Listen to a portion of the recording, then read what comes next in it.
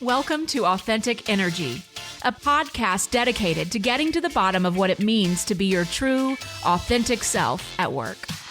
I am your host, Wendy Brand, a former corporate executive turned transformation coach. Let's take this learning journey together as I meet with guests weekly to learn how they've managed, or not managed, to find the elusive boundaries and success in their career and what it really means to find balance.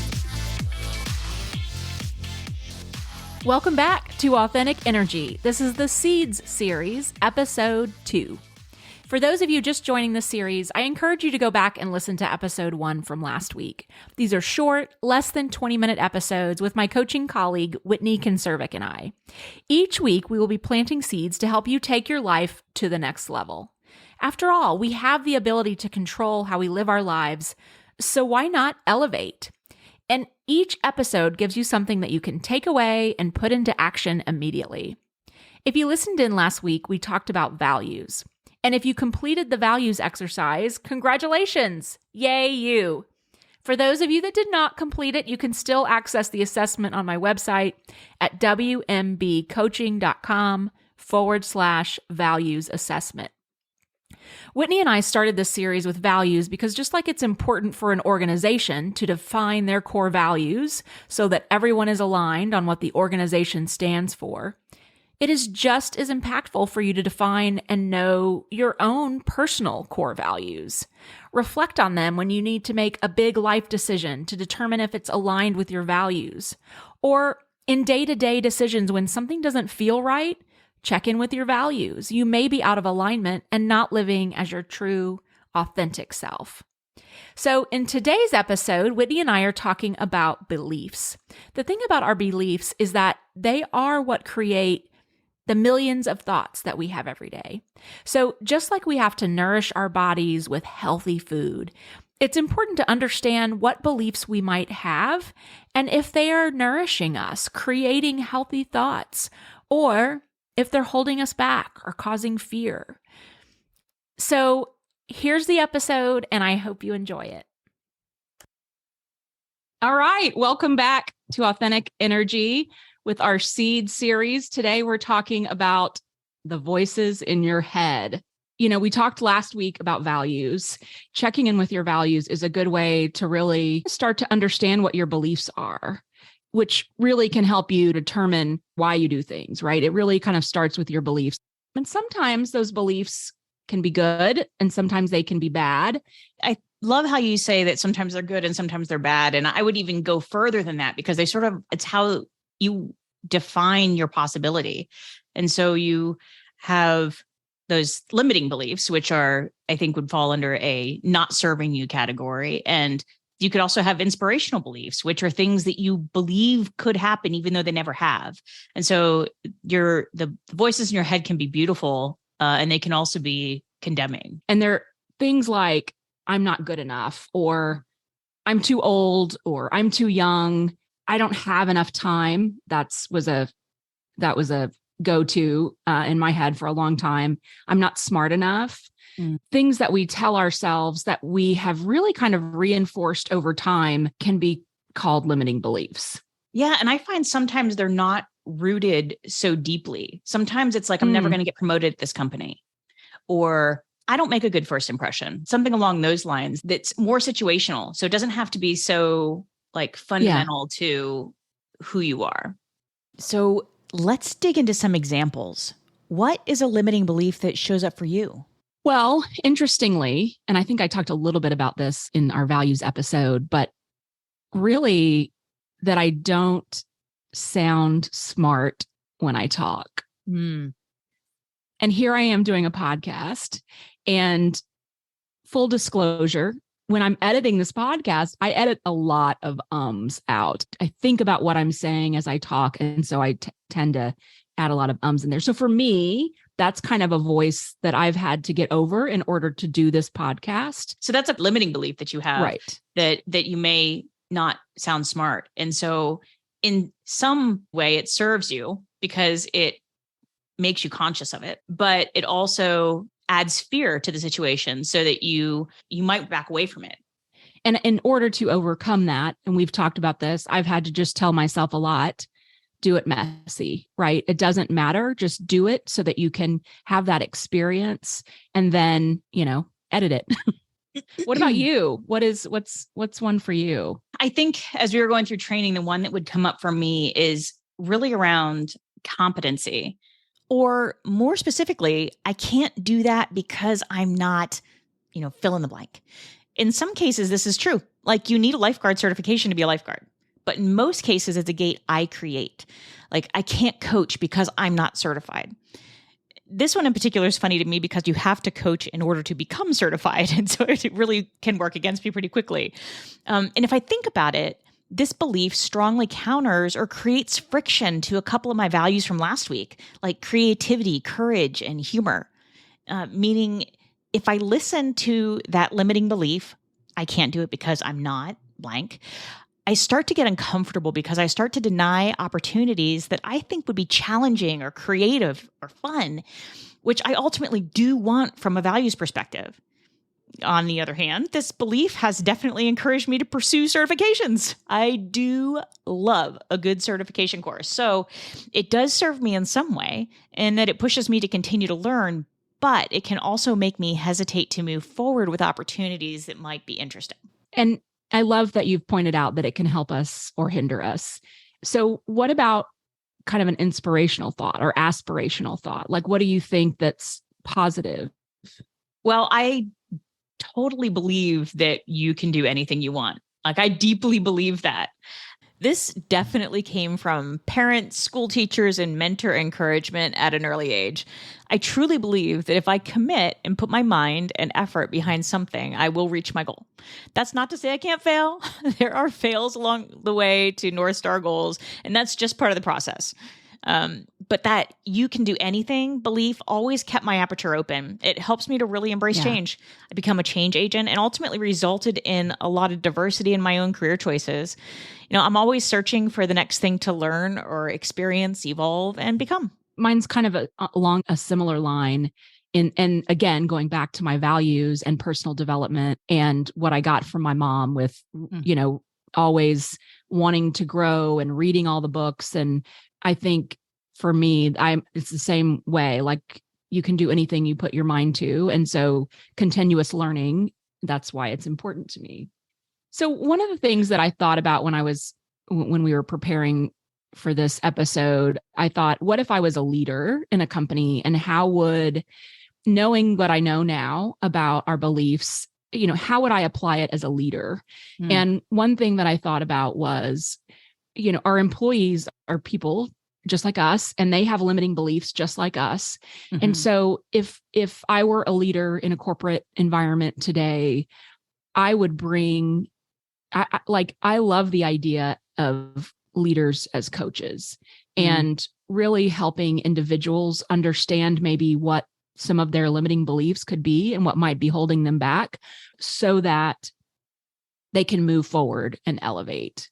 I think as a leader, sometimes it's difficult to see your limiting beliefs or know how they might be affecting your organization or your peers or your work. So why does understanding what limiting beliefs we have, how does that help us? I think this goes back to really the whole purpose of this series, right? Which is like, if we understand our values, we understand our beliefs, then we understand where our thoughts come from. And that's really the exercise I just went through, which is like, this thought is coming up for me. And then how does that change my emotion, which changes my action? And so it's important to, in that linear chain of events, to know what that belief is so that you can then start to identify your thoughts. And then once you do that, you can change your thoughts. So this is a fundamental stepping stone to being able to identify and change to get what you want. So what do we do? Like, what do we do with that? Knowing what we know. So what to do about your limiting beliefs? Say that that's like, you want to exercise every day, or you want to read books every day, or do something every day. And for some reason, you have a hard time being able to do that. And so my son did this the other day in the car. And what he said to me was, Mom, for the next minute, you're going to manually breathe. I had to like think through that. And it's because it's one of your like autonomic responses, right? Where Yes. you breathe, you don't think about it, but you can control it. And so limiting beliefs are a lot like that, in that it's your wiring, it's there and you're not considering it. And so you just go on this course of breathing, right? Or you just go on this course of believing that things are a certain way. And it's not until somebody says, for the next minute, you're going to manually breathe that you go, Right. okay, is that I breathe in 2, breathe out 4, breathe in 4, breathe out 8. What do I do? And you panic. And he followed with that with, and now for a minute, you'll manually blink. And then you can't help yourself. You're like, how many times do I blink a minute? I blink. I just blinked. I don't know. So I think it's important to recognize that that you require a little disruption in order to identify what your autonomic responses, your beliefs or your wiring is doing with you. And I'll give you one more example. Yeah. Only because we were watching Wimbledon the other day. And he said he was reading an article about somebody who, and please don't do this. If you play tennis, don't do this. But somebody would you go up to the net and you shake hands before you play your match. And the person would go, hey, before you walk away, just when you serve, do you inhale or exhale? And then the person goes up to serve and they can't think of anything else, but whether they're breathing in or breathing out instead of their form, what are they doing? And so it's this disruption. It really does matter. And it makes you reconsider whether or not that autonomic response or the beliefs that you're wiring is the way that you want it to be. Mm. So what should our homework be today? So last week we did the homework was to go through the values list and understand what you think your foundational values are. Yes. This week is going to be trying to detect what those beliefs are in relation to those values. So we first have to find them. Okay. So what we're going to do is pick a goal that you have been trying to achieve and you've been unsuccessful trying to achieve it. And I want you to ask yourself 4 questions about that goal. And does this goal have to be like, I want to have $1 million, or is it? Yes. Or is it like, I just want to jog 3 times a week? I want to lose 5 pounds. I want to get promoted at work. I want to make $1 million, like whatever. Okay. Whatever is, within means. Right? I guess I said have, which may imply robbing a bank, which is different than making $1 million. Yeah. But these are the 4 questions I want you to ask yourself. Number 1, I'm afraid if I reach this goal, I would blank. I'm afraid if I reach this goal, I would blank. Number 2, and I'm going to put all this in the show notes. In order to achieve this goal, I would need to blank. Number 3, people who achieve this goal are usually blank. And number 4, people who can't achieve this goal are usually blank. And if you'll do that without thinking, just answer those questions easily, without thinking too much about it. In reflection, what you will see is what your beliefs are around that goal. So you may have some limiting beliefs, in order to get promoted, I'd have to work more and not be able to spend time with my family, and you'll uncover if it conflicts with a value that you identified earlier, then you're going to naturally, maybe even unconsciously resist doing what you need to achieve that goal. Yeah, I love this exercise. I think as I coach different clients from corporate, one of the things that comes up is people who just recently were promoted. So they made it, they got to their goal and it isn't enough. So why is that not enough? And so even having achieved a goal, you could go back and reflect what you think of people who just achieved the goal. And I think like this exercise that you have really helps people to understand like, okay, so I made VP, now what? Yes. And so what is that promotion going to give us? It's maybe we think it will give us financial freedom. It'll make our ego feel good. It will, all of the things that we think it's going to give us. That's why we want it. It's not necessarily the thing itself.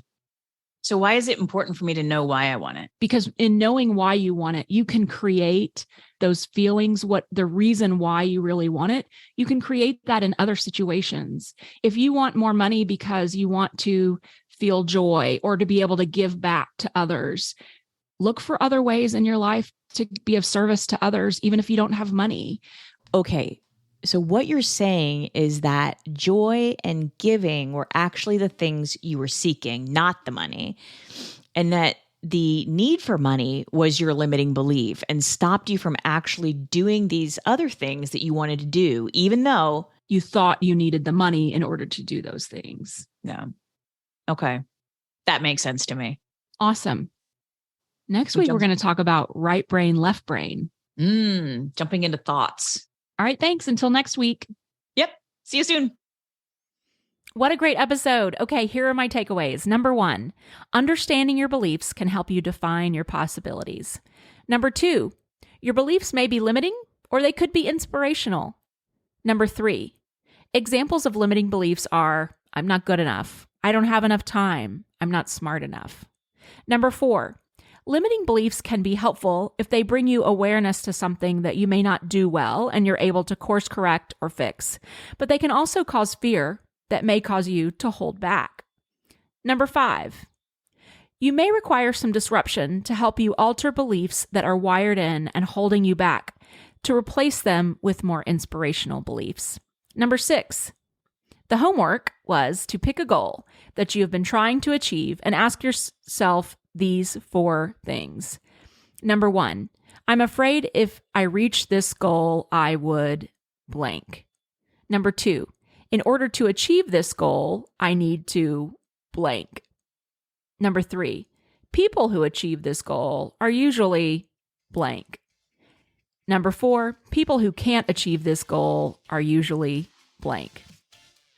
Number 7, if you have achieved a goal and you're still not satisfied, think about the reason why you want to achieve that goal. What is it going to give you if you achieve that goal? And then focus on the feelings you're wanting from that goal. That's it. Thank you so much for listening. Join Whitney and I next week as we talk about thoughts.